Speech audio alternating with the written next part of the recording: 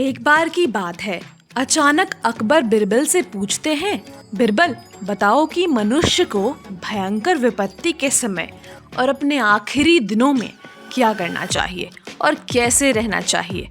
बिरबल कहते हैं, महाराज, मनुष्य को विपत्ति के एवं अपने आखिरी दिन हंस खेल कर एवं खुशियां मनाकर बिताने चाहिए।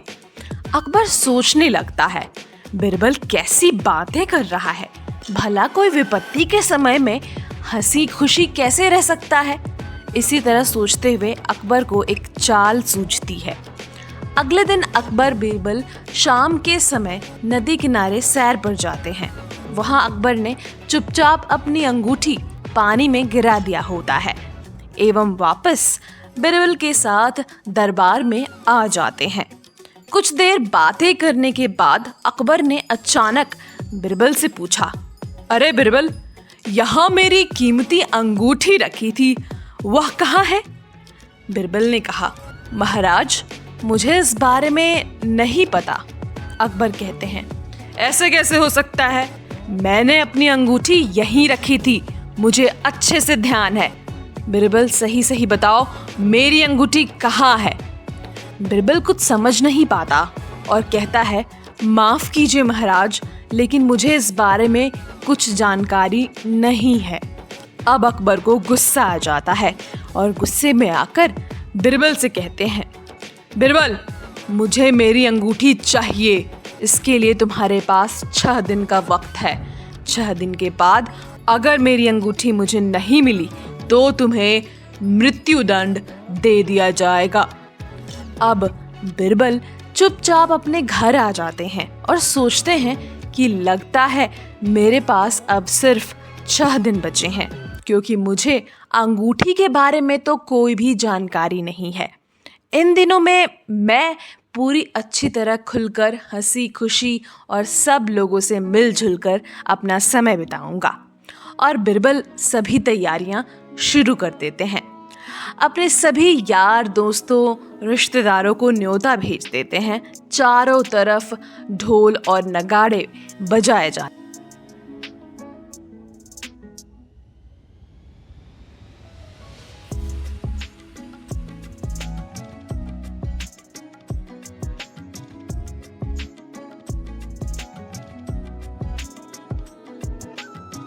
वह अपने मंत्री को कहते हैं कि जाओ देख कर आओ बिरबल की क्या हालत है।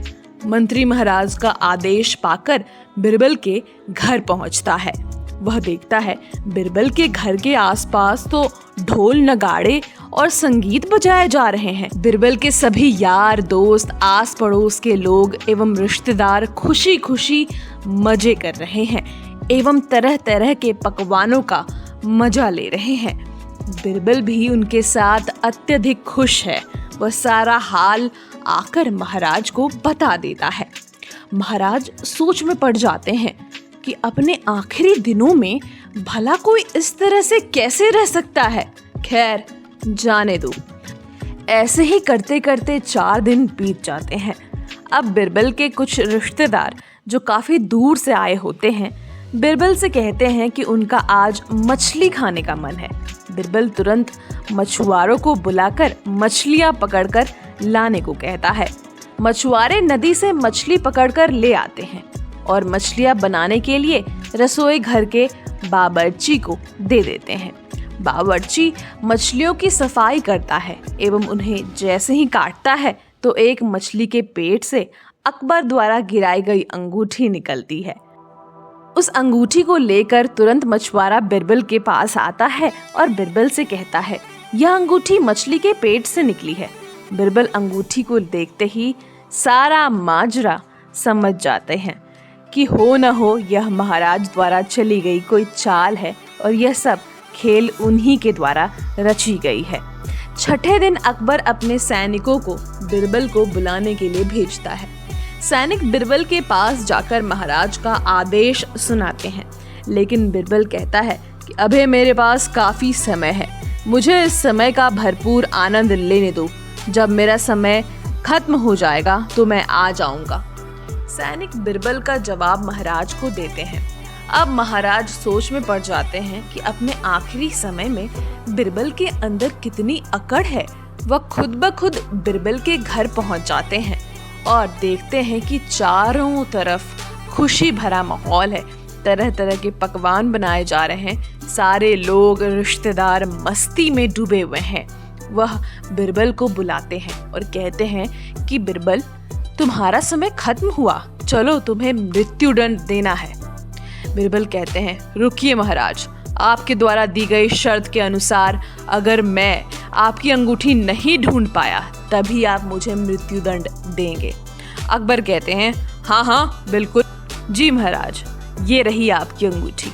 वह अंगूठी महाराज को दे देता है। अंगूठी को देखकर महाराज चौंक जाते हैं और बिरबल से पूछते हैं, बिरबल, यह अंगूठी तुम्हें कहाँ मिली? बिरबल कहते हैं, वही महाराज जहाँ आपने इसे गिराया था। अब महाराज बहुत बहुत शर्मिंदा होते हैं और कहते हैं, बिरबल, तुम सही कह रहे थे। अगर अपने विपत्ति के समय मनुष्य संयम रखेगा और अपने आप को खुश रखेगा तो उसके भयंकर से भयंकर विपत्ति के समय से भी उसे जल्द छुटकारा मिल जाएगा और अपने मन और आत्मा पर वह काबू पा लेगा।